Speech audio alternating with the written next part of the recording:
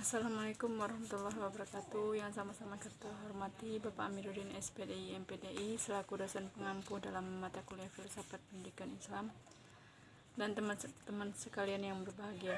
Baiklah, di sini saya akan memaparkan beberapa hal mengenai hakikat evaluasi dan perkembangan dalam perspektif pendidikan Islam.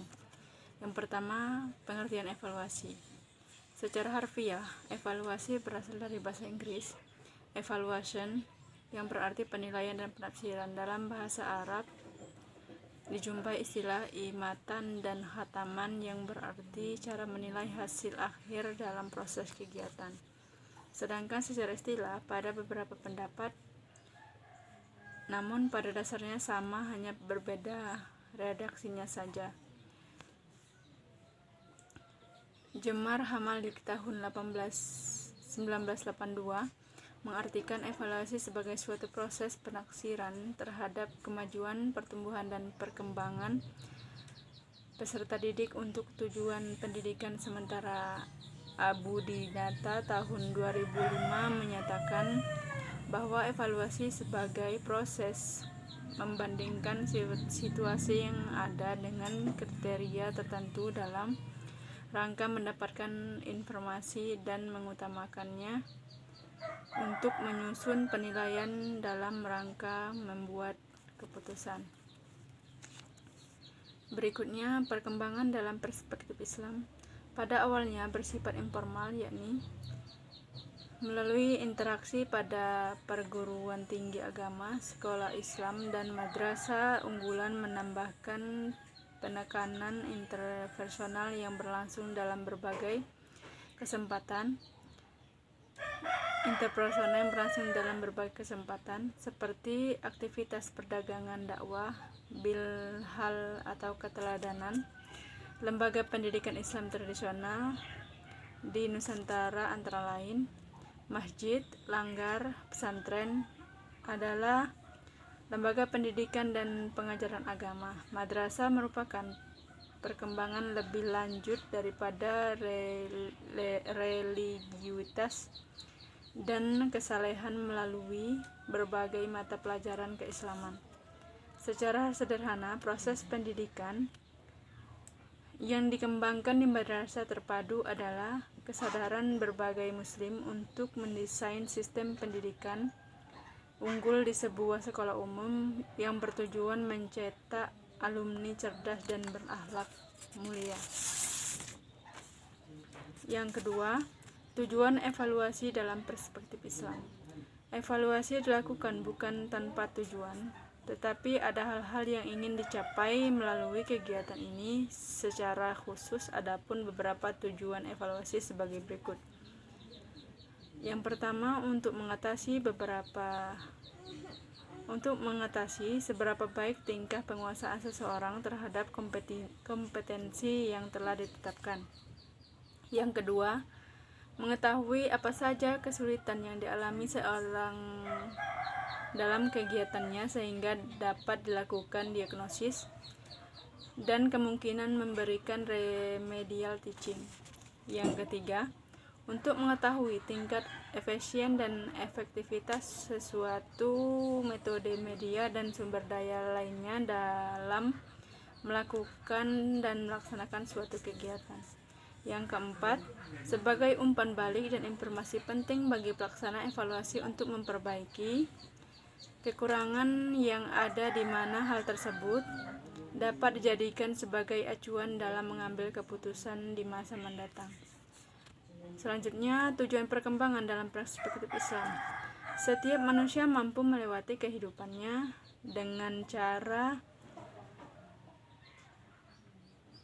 jalan yang akan ditimbulkannya. Karakter dan kebiasaan unik yang dimiliki oleh seseorang dengan baik sesuai dengan tuntutan agama pada setiap fase yang dilalui supaya menjadi manusia yang lebih baik dalam perkembangannya.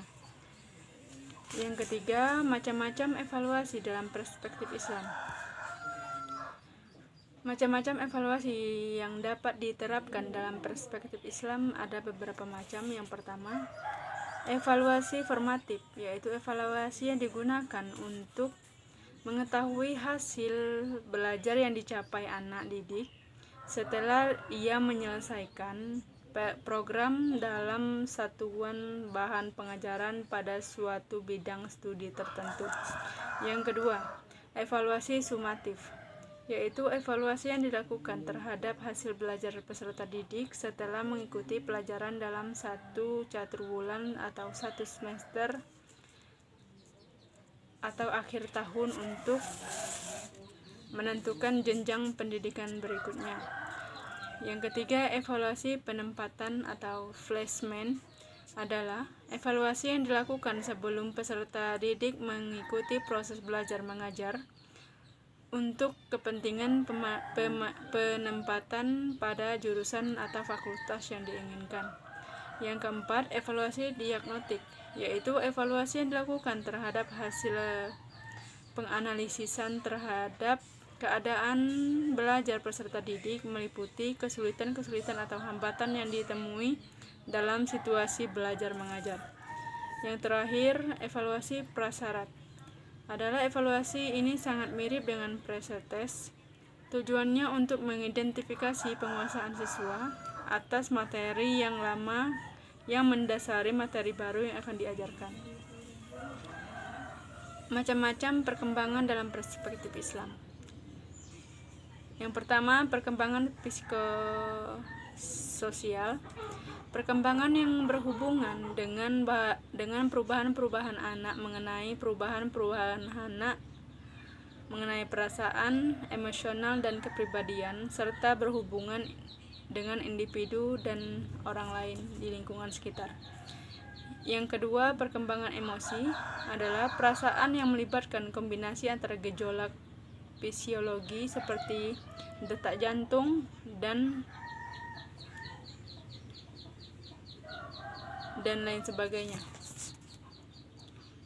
Yang keempat, syarat-syarat dan prinsip evaluasi pendidikan Islam. Prinsip-prinsip evaluasi pendidikan Islam sebenarnya sama dengan prinsip-prinsip pendidikan pada umumnya. Hanya saja prinsip evaluasi pendidikan Islam dilandasi oleh nilai-nilai universal ajaran agama Islam, adapun prinsip-prinsipnya sebagai berikut.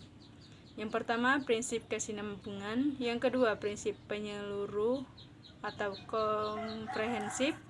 Yang ketiga, prinsip objektivitas. Syarat-syarat evaluasi pendidikan Islam. Validity,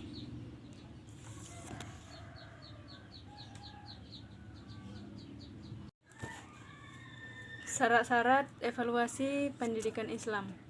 Validity atau pelaksanaan tes harus berdasarkan hal-hal yang seharusnya dievaluasi. Yang kedua, reliable. Tes tersebut dapat dipercaya, yakni memberikan ketelitian dan keterangan tentang kesanggupan anak didik.